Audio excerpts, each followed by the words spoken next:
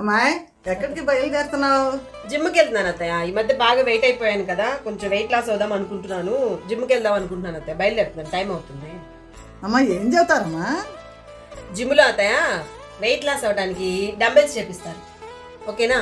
Dumbbells చేపిస్తారు. ఇంకామా walking చేపిస్తారు అత్తయ్య, ట్రెడ్మిల్ మీద. ఇంకా ఇలా ఇలా ఎక్సర్సైజ్ చేపిస్తారు. సో ఇవన్నీ అక్కడ చేయిస్తారు అత్తయ్య. సో అవన్నీ చేస్తేనే బాడీలో ఫ్యాట్ కరిగిద్ది. సో వెళ్దాం అనుకుంటున్నా. నెలకి 2000 అంట. ఓకే కదా, పర్వాలేదు అనిపించింది, వెళ్దాం అనుకుంటున్నాను అత్తయ్య. బయలుదేరుతా, టైం అవుతుంది.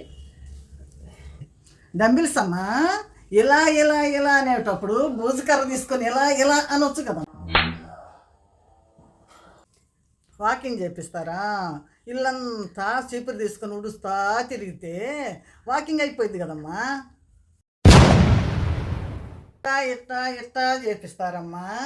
తడిగుడ్డతో ఇల్లంతా తుడుచుకుంటే ఇట్టా ఇట్టా అయిపోయింది కదమ్మా. ఎక్సర్సైజులు, వర్కౌట్లు జిమ్ముకు పోయి చేయాలా? ముందు ఇంట్లో వర్కులు చేయండి అమ్మా.